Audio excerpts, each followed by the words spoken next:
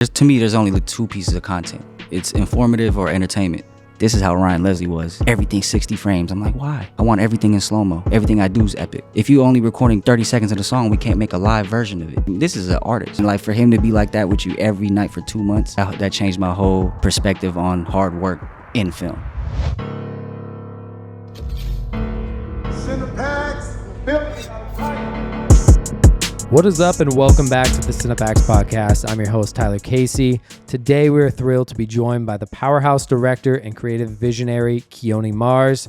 Keoni has an impressive track record of working with some of the biggest names in the music industry, including Lil Wayne, Dame Dolla, Justine Skye, Trinidad James, Yo Gotti, and many more. Keoni, thanks for coming on, man. Man, appreciate you having me, bro. It's been a long time coming. I know we've definitely, you know, I've seen you on some other podcasts, but yeah, I definitely wanted to have you on. But we go way back though. For sure, bro. I was renting camera equipment for you at first. Yep. But look at you now. Yeah, you rented my Snorri cam, bro. Yeah. For some reason, that thing I feel like those little specialty gears, like my car mount. Andy rents his car mount out like crazy. It's like those random pieces of gear. Like we'll just pay like tenfold. Bro, it's so useful, bro. Yeah. And it's like if you can, like some people have even rented it from me so much, they should have just bought a Snorri cam. Facts. But like there's also like we need it now. You know what I mean? There's that. But like so I mean Is that why you got it? No, I did a video. I reached out to that company, Glide Gear. And they're a cool company. Shout out Glide Gear. I guess we're getting into this right now, but they're cool. They sent me that Snorri cam and like I made a little video and then it was cool. Like it was like they don't really have that good of marketing. So I reached out to them recently for like another piece of gear, but then they sent it to me and it was like missing parts. Oh. And like every time I've ordered something from them, it just comes like beaten up. It's like two dude or I think I rented it from him before. It's the dude that makes it. Like Oh, really? with the long hair. I don't know.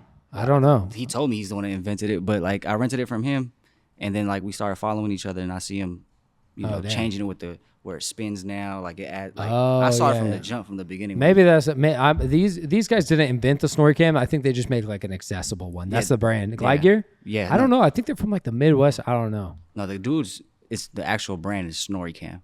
Oh, okay, yeah. See, we're him. talking about different people. Yeah. I'm talking about these people who just make the one that I have. It works for them though. Nah, yeah, for sure. That's where you got yours, and then I rented it from you. But yeah, so yeah, that was for sure. Like, you know, getting free gear for making content and then just renting it out. Right. That's a cool revenue. You know what I mean? But yeah, you're a music video director. You've been killing it. You've been out of the game for a little bit. It's crazy. I want to go into that story and just kind of see. Maybe we'll go all the way back. We'll jump into that a little bit later. But where did you originally start? We've had, I think the last 3 episodes I just recorded today were all Bay Area. We had La Capture. I don't know if you know her. She's kind of in the music video game too. You should definitely check her out. She's from the Bay. She just moved to LA. We had Cassius on. You guys have definitely crossed paths. Some of like your, you know, music videos when you were like, you know, first started getting big videos. I saw you guys always on set together. I remember Cassius when I brought him to do BTS. He came with his gimbal, the Red Dragon, 50 mil lens. I'm like, bro, you know you're doing BTS, right? And he goes, yeah, I just had it. I might as well use it. I'm like, no. You're going to be B-Cam. You know, no BTS. Let's put you on B-Cam and let's use some of your footage. But he was still, you know, it was his first time getting that whole setup, so he was still trying to figure it out. I mean, I'm sure you were able to select some shots from that. Oh yeah. He had that nice 50. I forgot what lens he had, but it was looking real nice. Yeah, and it's funny. Just going back to that podcast, he was just talking about ways to leverage gear. You know what I mean? And coming on as a BTS, like especially if you know, like it's. Not for many. I mean, it is a viable like career path now. Like BTS is a career. Sure. Like you could like expect if you're fire at it, because there's certain shots you have to get. Like I feel like that would almost be like a fire podcast episode. It's like doing one on BTS, bro. But like with a legit BTS photographer. But like it's important because if you could capture the director right, you know what I mean, and like market this director, then they're gonna bring you on everything. 100%. And it's like people get used to doing BTS and just making it like a recap. Yeah. Sometimes they come to your set and make it look like they're doing the setups that, you know what I mean? Like they use your lighting and everything and they shoot it in a way where it's like they don't show the actual full production to make it seem like it was theirs. So there's those type of people that come and do BTS like that, and that's kind of just like stealing clout, low key. Like that was going on a lot.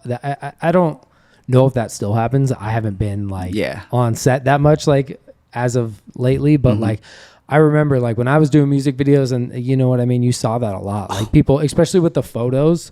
And it's tough with the photos, you know what I mean? Like, because like at the label, like we had BT Studios on, and they were saying like that's a solid way to do a production now is like do the album art photo shoot the same day as the what's it called, because you have the lighting and everything, you know what I mean? And you have the crew there, which I think makes sense. But like when behind the scenes photographers are just like snapping all these pictures, like it's kind of tough because like, are they, you know what, it's just tricky because you have this whole crew and like you as a director explaining your vision to like get this look, and then someone just comes in and snaps a photo and it's like, yeah, I did that. But it's like, did you do that? Or did you just like, what about the work of all the, But that's why you said when BT Studio said like it's better to do it as a whole, because at least everybody's on the same page. Exactly. And on the day of the shoot, you know, okay, let's give 30 minutes to an hour for the photos on this same setup.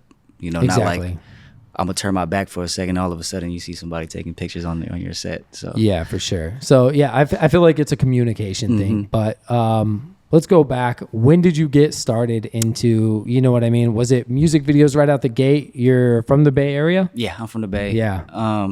So I started with graphic design like before I even picked up the camera.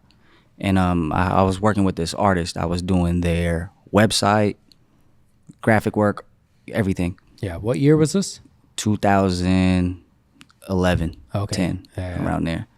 And we go to shoot a music video but you know, I have nothing to do with it. So I'm just in the car. I'm waiting for them to finish, and I'm just on the laptop doing the design work.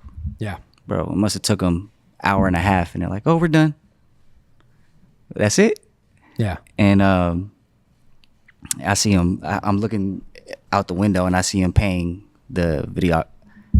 I gotta shout him out because he kind of helped me get started, because I saw what he did and it kind of inspired me to show myself that I could do it. Yeah. That was Adrian Purr. Oh, okay. So he was shooting that video for this artist I was working with, and I saw them pay him, and then maybe a week later the video was done and I seen it. I'm like, I think I could do this. Yeah. You know?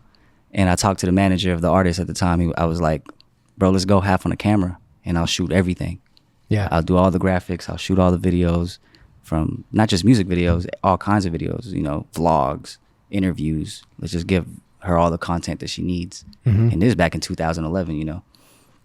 So we bought the camera, which was T3i. Yeah. That was the very first one. And from then, like, I would say in 3 months, I probably did like 60 videos, bro. Damn. Like nonstop. I would say 30 of them, half of them was for her, but the rest was for a lot of people that was just up and coming rappers. Yeah. Yeah, and that's where I started. What were you editing in at the time? Final Cut. Final Cut. Nice. I was actually Final Cut all the way until 2019. Okay. Yeah, I just switched to Premiere. Okay. And then now everybody's like, switch to Resolve. Yeah. Yeah. You gonna do it? I'm really thinking about it. Yeah. Especially like, I feel like you have like some of the your videos, I feel like if you do VFX heavy stuff, you usually outsource all that stuff. Are you editing much right now, or are you? I do. I would say I probably edit 90% of my stuff. Okay. But like any specialty stuff, I outsource. I'm not like these new directors nowadays who could just do VFX, pull it out their pocket. You know, I'm not that. But I do look for people who can, and that's who I work with. You know. Yeah. But yeah. So on this journey, shout out Adrian Purr. Shout out to Adrian, man. He's killing it right now too. Yeah, he's killing it. Yeah, for sure. Yeah, he was on the podcast. I was trying to get him on as well. He'll be on soon, but it was crazy, just like, especially like, cause like his like path changing, like, cause like he was on the pod and then he was like just doing music videos, doing his like production type stuff, and then like just totally switched up that next year and then just like skyrocketed. Cause Yeah. That's what the game is, though, bro. You got to be able to pivot in this game. You know, you can't. We've been doing film has been. There's a formula for film that's been going on forever. You know, there's that golden formula. Why change it, right? But we're not trying to change it. It's just finding other avenues to do the same thing. Yeah, exactly. You know, and he found that perfectly. Like he found the right formula for himself, and he's keep running that. And definitely just even seeing like all the skills he had before, like just like working with him and just seeing like everything, you know what I mean? Like he was coloring for how long. He's doing everything. He's like, you know what I mean? He's built up this like, he didn't come out of nowhere. He's always been, you know what I mean? But for like the rest of the world, they're like, you know, it just took it by storm. So he definitely come out of nowhere because he was shooting before me, and that was in 2011, you know? Like I saw him do it, then I picked up the camera and started doing it. So what was that kind of like that hustle in the Bay Area? Like this just keeps coming up on the podcast. It's this Bay Area music video hustle, but it's a grind, bro. Yeah, it's a grind. I mean, I'm pretty sure it's the same in Chicago or Atlanta, you know, but in the Bay, unfortunately, our talent doesn't get as much light as an up-and-comer would in a different city, so it does get discouraging there. It's all the same budget. It's always going to be that $300, sometimes $150, you know, $500 at that first level tier when you first start off. But it's, you got to find a way for people to look at you and find some type of difference in your work. And for me, I did that. I did it for everybody. I mean, I was still discovering shooting. Like I was still trying to figure out the camera, editing. So every new client, rapper, whoever it was, I was just learning on the go. And eventually, when I figured out I need some money to actually make things look a little bit better, have a little bit more production to it, I went to my friends for that. And my friends who were in music, I'm willing to put my money into their videos, and they're willing to actually spend their money and not try to, you know, lowball me or anything. And that's how I was able to get out of that lower running gun. Gotcha. So you were investing your own money into your videos as well as taking the money you were getting paid. So yeah. So I wasn't making any money. Yeah. But these were from my friends though. Like I wouldn't do it for like, oh, I heard I was referred to you by this person. Okay. Yeah, we're unless it's like, I feel like the only time I've done that is like where it's like an artist that I know, like this is a bit like it's out of like your normal circle of like artists. You know what I mean? Like you get that next tier artist, or the song has a feature with someone who's like, you know what I mean, a higher tier. Yeah, you might as well go all out on that video because that could be the video that breaks you, that breaks that artist and breaks you for sure. But it's also you gotta like that song, man. Facts. At the end of the day, like in the music video world, we are dictated by the music. Yeah. That's the seed. That's where it starts. And we can't do anything until that's established. Yeah. You know, especially if you're editing it and on set and writing pre-production. How many times do you think what song do you think you've listened to the most? The most? It's crazy. I would say LMA, Naked. It's a slow R&B song, but bro, it was like, I think 27 revisions, bro. Oh man. Yeah, that's crazy. Especially like pre-production. I feel like I just like rammed that song into my head in pre-production, bro, because I'm like, you know what I mean, trying to plan out the shoot. But especially when you like, you know, every shot is for like every certain bar, like you really got to time it. Oh my god. Yeah. So you were investing into your own videos. Did you see like like an exact ROI of that? Were you seeing like what was that ROI? Like, so what were you seeing? The very first one that I actually invested in, I spent $1,000 of my own money, and then my friend, he spent $1,500 of his money, so we spent about $2,500 in total budget. Yeah, this is tiny though, if you really think about it. Yeah, you know? No, for sure. But like when you're, it's just you and running around with a camera and a reflector. You know what I mean? Or like, but finding your new resources. Yeah, so exactly. I got lucky, and I met who's like actually one of the biggest influences as far as for me on getting better as a director and seeing cinematography for real. His name Jeff Taylor. I don't know if you're familiar. He's a DP. Gotcha. He's he damn near did all of Sebastian's, the late great Sebastian who passed away from Atlantic, the director. Oh, gotcha. Sebastian is the one that did that from the bottom shot on the plexiglass, and everybody's doing it now. Like he was the one that started that. Him and Jeff, Like I remember they made the rig to be able to do that. Yeah, I feel like when did that first start like popping up? I feel like it was like 2018, 2019. Yeah, maybe even 16, bro. Yeah. Like I just remember because I wanted to do it because I saw him do it. Yeah. And I was just moving to LA when I saw that, so that was in 2016. Okay, yeah. But yeah, so Jeff, I brought him on, and he was going to film school at the time. So I was like, Jeff, I got this much money. What can we do? Yeah. And he was like, well, I could get everything. I could get us a Steadicam, gaffer, lights, red camera. I never shot with a red camera before, so he said red. I'm like, red? Oh yeah, let's do it. Let's do it. And we planned it, and then the concept was like at the time Wolf of Wall Street came out. Okay, sick. So I wanted to like do a play on it, and that's what we did. And when we shot that video, I would say probably a week later, Fabulous, the rapper, he wanted a music video. And that was like one of the first. Well, actually, let me take that back. He didn't just randomly hit us up. It was from Ryan Leslie, who was my first big artist mentor, who helped me get established in music videos and film. But he referred us to Fabulous. But just shooting that music video and investing our own money into it, or my own money into it, it helped show that I could be outside of the running gun. I could do more than that. Yeah. And it definitely. And then did you know to like market yourself at that point too? Were you like getting BTS of you on that set? Or yep. Yeah, BTS. And every set that I've had, I've always, okay, we had no budget, so we couldn't afford a BTS. Yeah. But one of my best friends, Mies, IMO Mies, I don't know if you heard of him before, but bro, he was my right hand.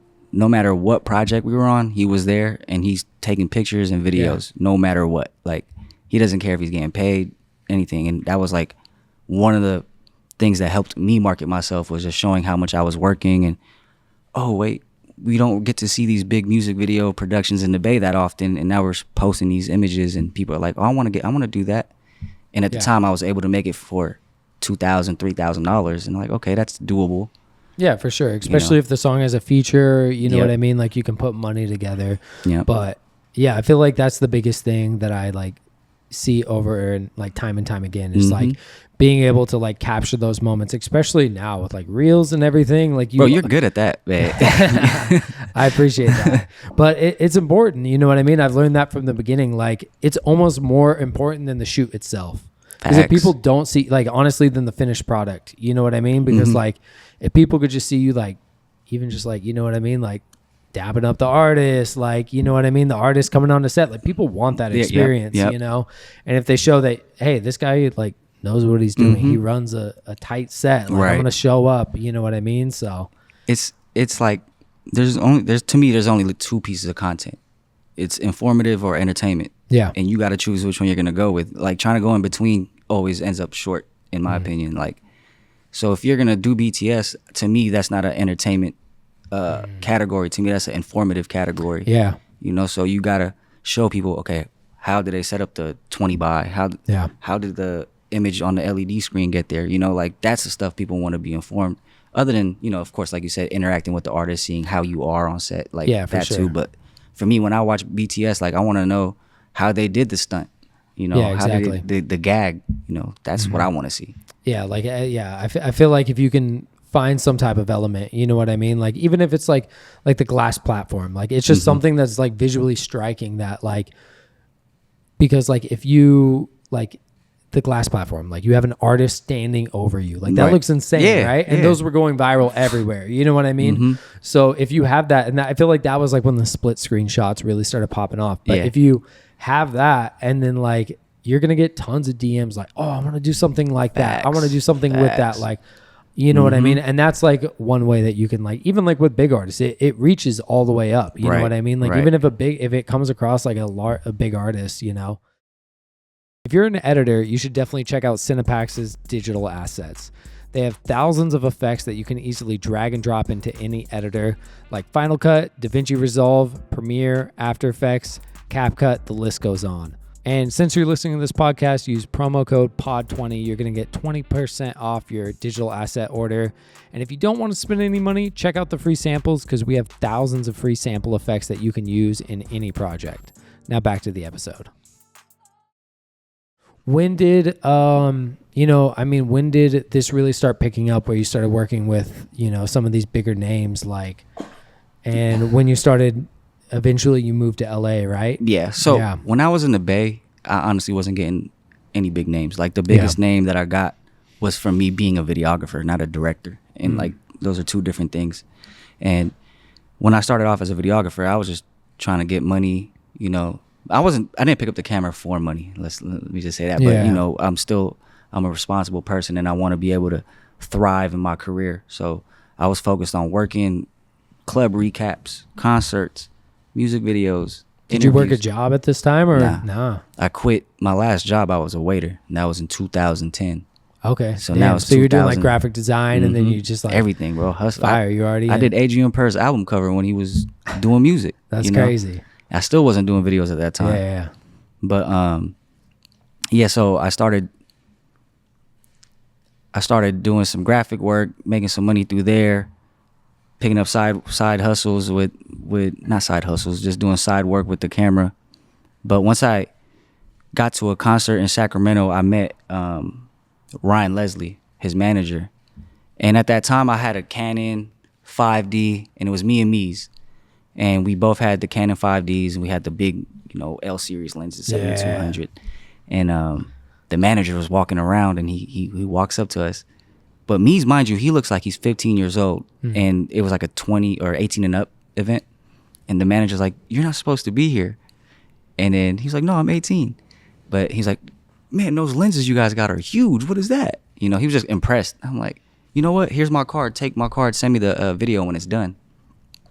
So when I sent him the video, it was like 2 days later because I lost the card. I couldn't find his card. So mind you, I left the concert because I was a Ryan Leslie fan. So I'm like, "Oh, we got to go back. We got to edit this and send it to him ASAP." So we get back. I must have finished it that night. So we got home 12. I was done by like 5 a.m. Fell asleep, woke up, looking for the card. Can't find the card. 2 days later, I find the card. I send it to him. They email me back. It's like, "Bro, we already seen this. Call me." What? So I call them and they were like, "Yeah, when we left the show the next day, Ryan Leslie went to the airport and he wanted to see if anybody posted any clips of him.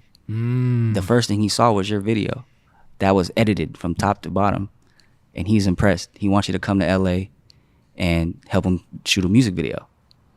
I was like, I'm there, Yeah. So boom, I was already happy. That was like the first big artist to me. Yeah. And all because you did that crazy fast turnaround time, which that's something I've done before too. It's just that crazy 1 day turnaround time. But I think when it comes to concerts, that's like key. You know what I mean? Because people are going to want to see it the next day or that night immediately. They want to see something. Yeah. Either the photos or I think a recap's the coolest. If it's like 2-3 days, it's already almost too late, like somebody else already posted theirs. Yeah, but you don't do concert recaps anymore, right? We done with that. That was the hustle. That was part of that. Yeah, but that's what helped me, get exposed, because what happened after that, I didn't really direct the music video with him in LA. He just wanted to keep me under his wing. But then he purposely came up with like other little shoots. Like he had a backpack collaboration. He was like, "Bro, shoot me a commercial for this while we're out here." So we had a mansion, got some lights and just planned a little shoot for it. But before I even came to LA, let me rewind. His manager calls me a week after they told me about the music video and says, "Do you have a passport?" I'm like, yeah. Mind you, my passport is expired. But I'm saying, yeah, I got one. He was like, "Yeah, so when you come to LA, we're going to go to Europe for 2 months." I'm like, "Huh?" "Yeah, we're going to go on tour. Ryan wants to bring you on tour." I was like, "Okay." So the next day I got my passport expedited, went to LA. But the reason why I'm talking about Ryan Leslie like this, because he's the one that put the battery on my back. He changed my mentality in this whole thing, because nowadays you could take a videographer and go ahead and go on tour with one of these viral artists. Let's just say Ice Spice. Yeah. Let's just say Ice Spice chooses you. She wants you to be her videographer. Ice Spice ain't telling you, "Come to my room at night and show me all the clips I want to go through every clip. She's not on stage looking for you to see if you're catching the right angle. This is how Ryan Leslie was. You know, he put the battery, like he really gave me a standard that we had to live by for him, for it to be worth it for me to be filming him for this tour, you know? Yeah. Everything 60 frames. I'm like, why? I want everything in slow-mo. I'm like, okay, makes sense. Everything I do is epic. You know, that's how he was. Yeah. And then he'll be like, okay, you have to pick a song and don't stop recording. If you only recording 30 seconds of the song, we can't make a live version of it. Yeah. You know, it's just these little things that he's teaching me. This is an artist, you know, and like for him to be like that with you every night for 2 months, like that changed my whole perspective on hard work in film, you know. And that's why when I see videographers now, and they're like, oh, y'all got it easy. You guys got gimbals. I had a glide cam. That was my gimbal. Yeah. I had a glide cam too, bro. We didn't have none of the. Bro, so heavy. Yeah, no autofocus. Yeah. You know, yeah. So that's where I came up from. Yeah. You know, and after that, Ryan Leslie kind of started introducing me to Fabulous and other artists out here in LA, and it helped. That was my marketing. You know, because of course along the way, who was with me? Mees. And since Mees was with me, who had pictures and content to post, I did, because he was there to create that, and people saw it, and then it helped me get more work and clients, and eventually move to LA. Yeah. So now in LA, like fast forward a little bit, you're working with these bigger artists, like recently, like Lil Wayne. You've done a bunch of stuff with Dame Dolla. Yeah. How did all that kind of come about? Especially like with I've seen you like work a ton with Dame Dolla. It seems like that opened up a lot of doors. And Dame's the homie, so yeah. And his family members are friends of mine. Okay. And that's kind of how we ended up getting in there. And we're from the same city, so yeah, it was in due time type of thing, because we've been planning on doing it. And also Dame is like, he's another person that works extremely hard and understands what it takes. And he was like, you know, yeah, I know I'm an NBA player, but I want people to take me seriously as a rapper. And that's why they came to me to make music videos that look like he's taking his job seriously, you know? Yeah, for sure. Because I feel like especially like if he were to just get like some run and gun, which he has, you know? Yeah, you know, for sure. But I feel like I feel like you have to have a few of those high production quality ones. For sure. You can for sure sprinkle a few, because I feel like there is a time and a place for run and gun videos. 100%. And like 100%. You know what I mean? I feel like it helps to just put content out, but like, especially someone at that caliber, you know what I mean? Like you kind of have to, you know what I mean? Especially the music's quality, like his music's solid. So like, might as well, you know, gotta invest. do that. And so that was the friend. And then like Lil Wayne, that was through him, you know? And then I have an agent, which also, I met my agent through a production company I was signed to for a little bit. That was like one of the only production company I ever signed with when I first moved to LA, because I was lost with this. Yeah. When we got to this level of higher tier budgets and labels, I was like, okay, I need a little bit of guidance. So I ended up signing with a production company, and they're no longer. But through that, I met an agent who stuck around, and to this day, she's still representing me and getting me jobs to pitch on. But everybody knows how that game goes, the pitching game, you know. But majority of the artists, as far as the higher tier, it was referenced. There was no agency. It's just, you know, just word of mouth. Word of mouth. Yeah. So I wasn't a content creator, nothing, like, you know how Adrian, everybody knows Adrian now, at least in the film world, because of what he does on content and social media. Like, I wasn't one of those. So I don't know what got them to see me, or, you know, but shit, I'll take it, man. Yeah, I'll take it for sure. Yeah. So what's kind of the goal right now? Oh wait, we just missed a whole portion of the story. Oh yeah. Yeah. So recently you had an injury, and this is pretty crazy. So what happened there? So 2024 has been kind of crazy for me. I already wanted to slow down with music videos anyway. I love it. I picked up the camera because of music videos. But for me, I think there's a transition there. So that's what my plan was for 2024. But in March, 3 months in, I ruptured my Achilles, my right Achilles. And what were you doing? I was boxing? Yeah. Gotcha. And you just stepped on it wrong or what? Bro, I literally just jumped backwards. That's like somebody, crazy. Somebody tries to punch you, you step back. Step back, yeah. And it popped. I thought somebody kicked me. Oh. I turn around thinking somebody was like behind me. Yeah. And I turn around, there's nobody there. You have it on video, right? Yeah. Oh, yeah. I'll play it. Yeah. You can We won't put it on the wall. But. Every time I see it, my Achilles tingles. Ooh. But yeah, that happened. And a month later, I'm still trying to make it work, bro. I'm shooting running guns with one leg. Yeah. And I'm about to go shoot one. I think you shot one at our studio, but I think it was later maybe. You shot one at our Broadway studio, but maybe this was after. Yeah, but that was after. That was when I was already on the wheelchair. Yeah. So this is before the wheelchair. So you're on crutches right now? Scooter. Oh, okay, you're on a scooter. Scooter with the one leg. Yeah. And but I'm about to head to Palm Springs for a shoot.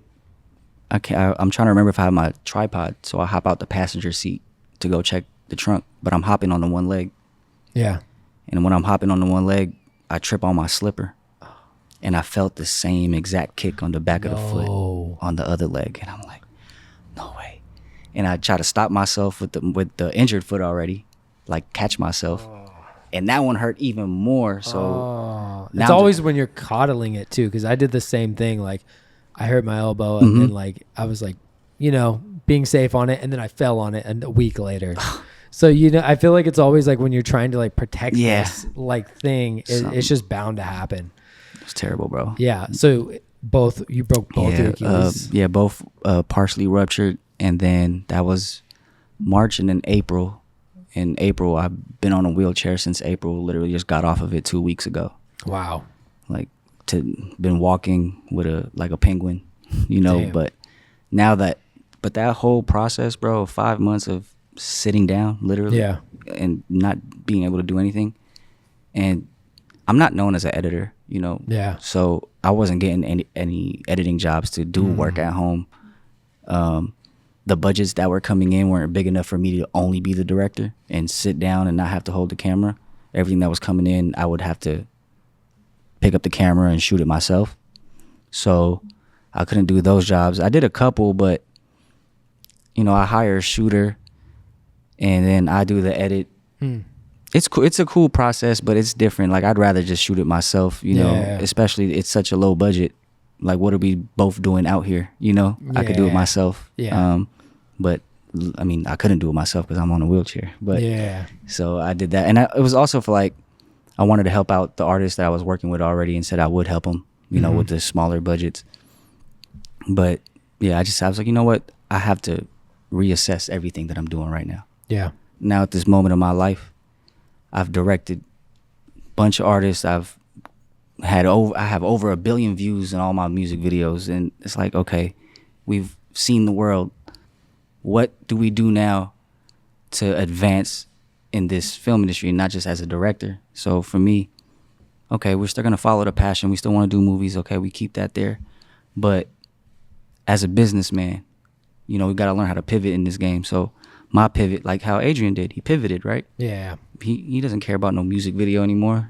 He'll get hired by a brand and to do content for them and still make it look good and enjoy it even more without the stresses of what you get from a music video, know? So for me, what I thought about was branding.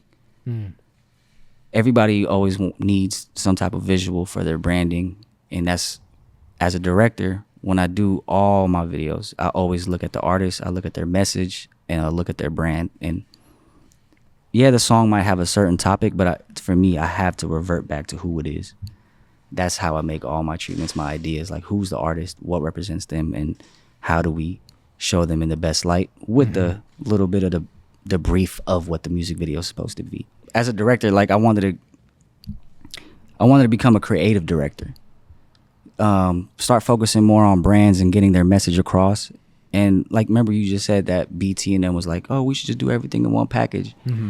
Kind of like that, because I'd rather think about, okay, you have an album, let's shoot all the videos and make them all match with each other. Maybe they're all different commercials of different merches, different products that you have in your merch. And every video is a commercial of different products. Whatever it is, like, I'd rather think of it as a whole concept and really give you an ROI on the money that you spend on your content. Because you really can't, with one music video, I feel like it's a little bit harder. Like it's just like this one quick shot. You know what I mean? Yeah. Whereas like if you have a whole album or a whole project or just, you know what I mean, more of a catalog that you could work with, whether, Facts, bro.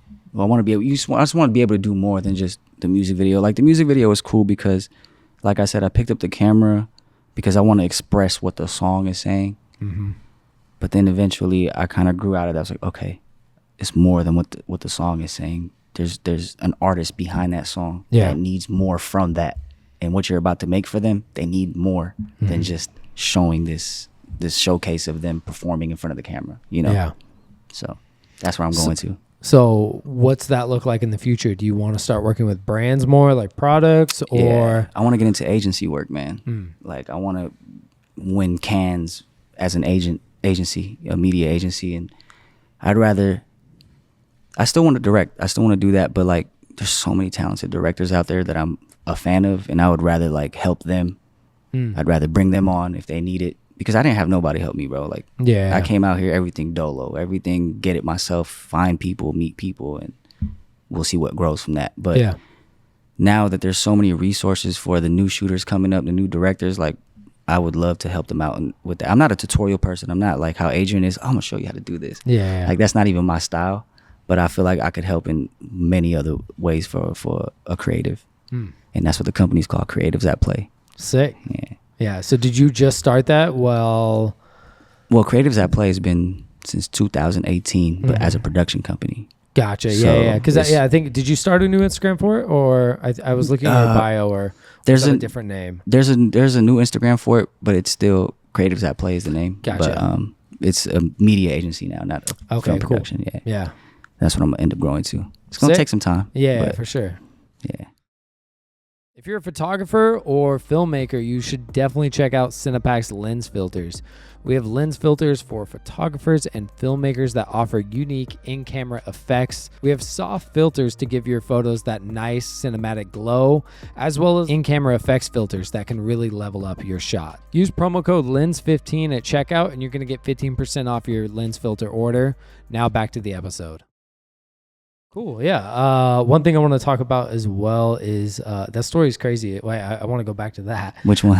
Your Achilles. Oh, yeah, is that common? Do they see that often that like people break both Achilles? Like when they my doctor said this is so rare. Like how it doesn't happen like that, you know? Yeah. But he did say once you get to the age of 30, Achilles injuries are a little bit more. You're prone to it as a man. Wow. Men. So look out for that. Damn. But see, I'm a terrible stretcher, bro. Yeah. I can't even touch my toes. Before I was injured. You're scaring me. I can't do that either. So, and I'm about to turn 30 next year, bro. I'm telling you, we have to be mobile, and that's why I'm into I'm heavy into fitness now, bro. Yeah, like that's especially in our lifestyles, like filmmakers. Like, yeah, we're on set all the time, but like, if you're also just like editing, or if you're just at home, you know what I mean? Like, you could just get locked in editing, and then like by the end of the day, you're just like. Yeah, so bro, you're sitting there editing, and then you get up the next day and do a 14-hour day. Like, that's terrible for your joints, bro. Yeah, and you're just standing. You know what I mean? Like, it's like, it's like exercising. You're getting steps in, but it's like, I don't know. I feel like it's different too. It's like strenuous on your joints, and you're not even strengthening them. I mean, So it's important. But I'm back now. I'm walking. I'm back to work. I've started walking 2 weeks ago and been on 4 sets, got a commercial coming up. So it's like, oh, this is perfect. Everything's starting to come back. Nice. I could come back to work again. So yeah, it's picking back up. Sick. Yeah. Music videos right now, or just a little bit of everything? It's mainly commercials right now. Okay, cool. Which is I'm okay with. I mean, that's really where I want to go. But my mentor, his name is Ed. I don't know if you're familiar with Ed. Yeah. Ed's amazing. But he's really trying to get me into that world properly and do it the right way. And I'm just lucky to have the right mentors, you know, from Ryan Leslie and then to Ed.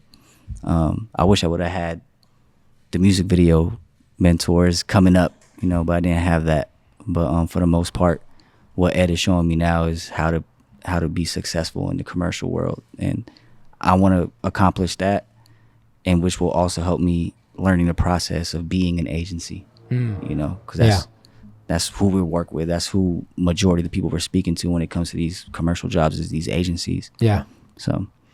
I know recently with Ed as well, you did something with LED walls, but you also shot this map behind us. Yeah. Is actually, you did the video for Justine Skye. Justine Skye, yeah. That was my first one. First virtual production? Yeah. So can you talk a little bit about that? What it was like doing your first virtual production here at CinePacks? Well, first of all, I went all CinePacks with it because I was like, Andy, I need you to be my DP for this. It's your stuff. You know, I trust you, and I know you'll guide me the right way. And then Josh, he put it together. He just asked me, what do you want? I was like, just Manhattan Times Square, ball coming down. Yeah. And then if you could put some ads on the sides, it looks like this. Yeah. And but to me, it was very seamless, bro. And at the time too, I think you guys were still like, I think it was the older screen still. Yeah, it may have been the older screen. But to me, it was like, bro, this shit's smooth. It's smooth. Like, it's working seamless. But Andy would point stuff out. I was like, oh, no, there's this thing that we want to get rid of. And I was like, okay. And like I said, I trusted Andy when I brought him onto that. And he was like, you know, this part will look funny on camera. So let's wait to fix this and change the angle here. So, because for me, I'm not used to this. I'm not a VFX director. Like I said, I'm very narrative. Yeah. You know, narrative and stylized. And when it comes to trying to think of stuff that you can't see yet, I'm not really that type of director. You know, I got to see my references and kind of build a picture before I could pinpoint it all the way. But yeah, it was seamless. Andy was here. And then, the props that you guys already had. We needed the foreground. That brought it to life. Yeah. She loved it, so. Yeah, the video came out sick. Yeah, I feel like it definitely... It's better than green screen, like especially for the artists, because they can you know what I mean? Even if obviously they can look behind them, but they just come watch playback. They're like, oh yeah, I can see that. But green screen, it's kind of like, I mean, you can do Unreal Engine green screen too, but just being able to really, I don't know, show the artist that. Yeah. No, I like it. The one that we got coming up is probably going to be my biggest virtual production. It's crazy. We got to go down to Mother Earth, and we got to make an oil rig. Oh, wow. A turbine. So it's pretty extensive, and I'm hoping it's easier than what I'm thinking in my head because it's pretty extensive. Gotcha. Yeah. Is this a commercial music video? Or? It's a commercial music video. Oh, okay. Sick. Combo. Yeah, combo. Damn. But yeah. So that's probably in 2 weeks. Sick. Good luck. Thank you, bro. I also saw this one.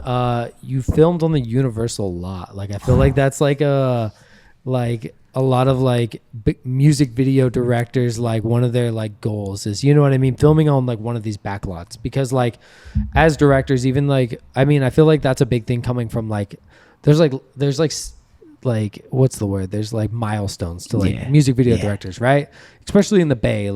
You film, okay, you run and gun, then you get your first studio video, which is a peer space, you know what I mean, $99 an hour. Then you come to LA, and then there's the next tier peer spaces that are a little bit better, but I feel like the back lot is probably one of the key milestones to film on. So yeah, talk a little bit about that experience. Bro, that was a dream come true for me. Ever since I was a kid, Universal was I don't ride roller coasters. Yeah. So I don't go to the Six Flags, Great America. I go to theme parks and look at the themes, you know. Yeah. I don't ride the rides. So Universal was my favorite. It's still my favorite out of all the theme parks. And every time I go, the first thing I go to is the studio tour. Every time. I don't want to do anything else until I get the studio tour out the way. Yeah. And I don't know, it's the feeling that I get. I might see the same thing over and over. Every time I go, I remember the same things, the Jaws. And yeah, what's your favorite part of the studio tour? The neighborhoods, or seeing where the Back to the Future was. Yeah. That part. It just feels like I'm in there. And facts. I get immersed, bro. It's this feeling, I get butterflies in my stomach every time I do it as the studio tour. But then when I went there, being on the lot, bro, I was kind of stuck for a second. Even when we had to scout it. Because when we had to scout it, I came there. I didn't even know who to talk to. You know, Yeah. Because my producer, she was doing it remote, so I had to just go by myself. Oh no, I went with my art director, and I'm looking for this people. Everybody looks like they're doing something in their cards, and you know, I'm like, who's gonna give us this tour? And when finally this guy came and gave us the tour, and showed like all the requirements, like there's no electricity in those houses. You gotta pay for every port. Like, started breaking all these things down. I'm like, I'm not getting that butterfly feeling no more. It's a different feeling now. It's like, this is expensive. Like, because now I'm thinking as a production now. Okay, Yeah. we got X amount of dollars. Can we make this fit? And I actually lost money on that video. Damn. But it was for the dream. It was for the milestone. So I wasn't really tripping. But that was probably to me my favorite experience shooting a video. I mean, of course I wanted to do more being on the lot, but just the experience alone, the amount of people we were able to have, the big wide crane shot, the establishing the neighborhood scene that we always see in movies. Like, I just wanted to do these things that I've always seen in movies, you know, because there's things that you can't just do on the street, you know what I mean, or like things that you can do with a back lot with the amount of control, you know, like you'll never get a clear street with no cars on the sidewalk, you know, like you don't get that perfect lawn, nice fence, everything's cohesive, so. And even like the amount of space, everything is separated, like it's perfectly framed, so when you shoot it, like there's enough depth. No matter what angle you're coming from, like they set that up right. They knew what they were doing, bro. It's crazy. Yeah, that's crazy. Yeah, I definitely know the feeling you're talking about. Well, I remember as a kid, I was pretty young, went there, and then they like showed like I think it's a Big Fat Liar scene, where like he's like standing and it gets like washed by the water, and I was like, that's crazy. Bro. That was right here, you know. And just like I feel like that is like one of the coolest things about the tour, you know? Especially for people that appreciate nostalgic feelings, you know, like I love watching movies and 2000, the music videos from the 2000s and 90s, like that's where all my inspiration comes from. So when I'm able to make it happen in front of my camera, it just feels perfect for me. That's what I look for. And I feel like that's just so true right now, is I feel like everything is just nostalgic, like everyone's just chasing that feeling and the, you know what I mean, the look of, you know what I mean, everything, every product I see is just nostalgic, you know, like everyone's just trying to recapture that. We have a couple of projects of yours pulled up. We'll just talk about those real quick. All right, what we got here? What you about to pull up, Josh? Josh is asleep. Josh. All right, everyone, wake up, Josh. We're gonna cut that out. Nah, we gotta leave that. That's crazy. Okay, yeah. So you filmed this one in our vintage space. I filmed so many videos here with you guys. I know. I appreciate it. Yeah, you know, I love y'all, man. You guys got everything. Look, man, another legend. Dame just keeps putting me around these legends. I'm not even gonna lie. He's the one that brings them around. But this specifically, so when I first started doing music videos, I wanted to make it like my signature was to take scenes from movies and implement that and kind of make that the video. It was cool for a little bit, but then after a while, it's kind of just like a remake. You know, it's just nostalgic at that point. Again, you know, there's no like innovation, too much innovation. You can only do so much. Yeah. So it's cool for like certain parodies things. In a sense. Right? Yeah.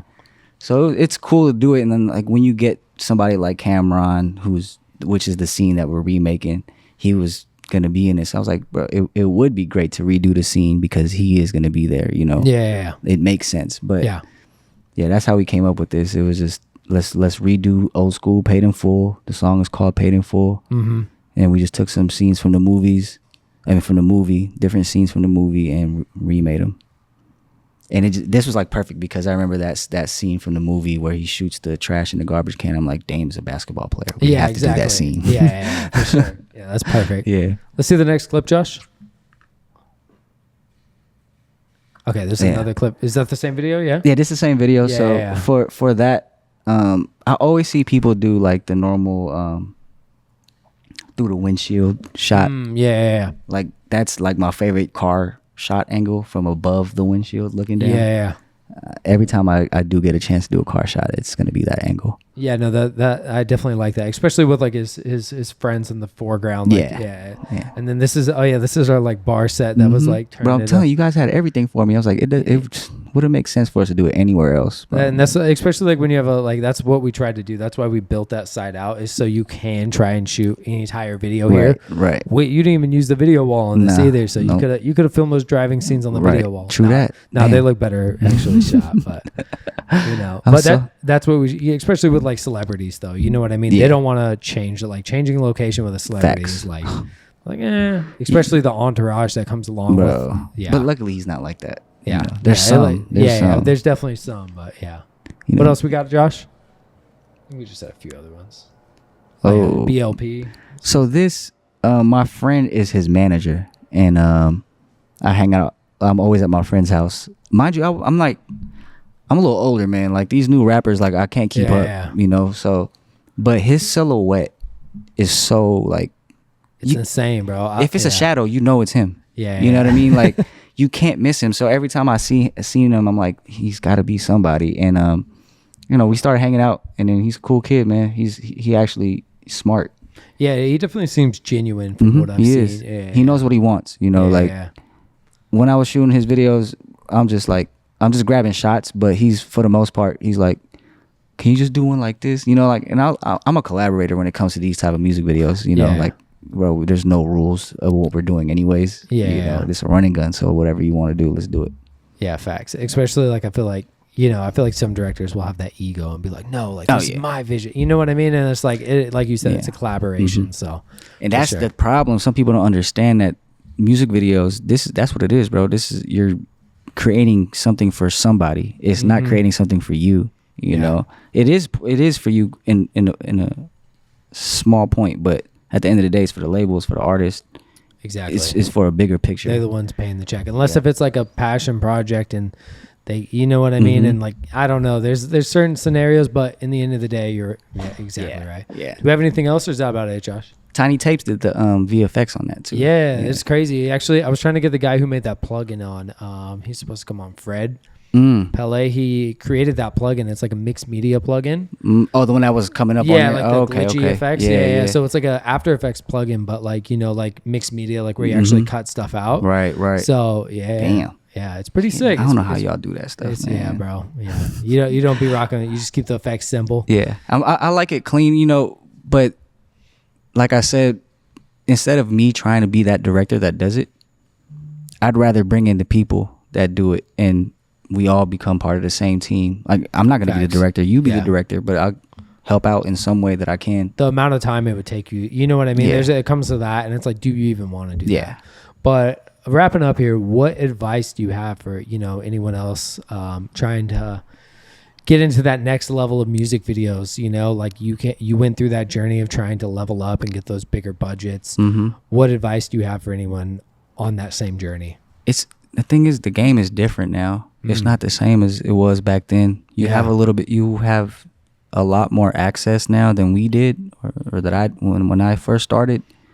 And one thing my one of my best friends, his name is Brett Sweeney, he always tells me, shake every tree, turn every stone. You know, reach out to those people that you want to work with. You should be using your phone Rolodex every day, calling somebody, use your network. That's if you want to get to that level. You know, waiting for it to come to you isn't really going to be the best thing, unless you're doing something crazy that it really magnetizes people. But 9 times out of 10, you're not on that scale, you know. Yeah, I feel like it takes a while to get to that scale or get something to go viral where it'll happen, but you have to keep putting out work, for sure. You know. So, but reach out to everybody, man, and work on your craft. Like, everybody wants to be good at a bunch of things. I'm a firm believer in get great at one, you know, because even my mentor told me, like, these agencies, these big commercial agencies, if they look at your reel or they look at your website to see your work, your portfolio, and they can't tell like what you specialize in, they're gonna look over you. Yeah. You know, if you're a comedy director, do comedy. Yeah. If you make social content, do that and get good at it. You know, find your niche. Yep. And that's my word of advice, man. I appreciate it. Trying to do everything is gonna have you just normal and mediocre. And yeah. I don't know if you want that. Yeah. What can people be looking out for? Where do you want them to go follow you? Man, just right now, my next plan is I do want to make some content, but my content is gonna be at my actual film. I want to do a TV show and a feature film. So that's my next thing that I'm focused on right now. Sick. That time sitting down and being on a wheelchair gave me plenty of time to write and kind of tighten up these scripts that I've been waiting on. So fire. That's the next rollout. Sick. We're gonna link it down below. Yeah. Fire. Please. Awesome. Thanks for coming on. Appreciate you, bro. All right.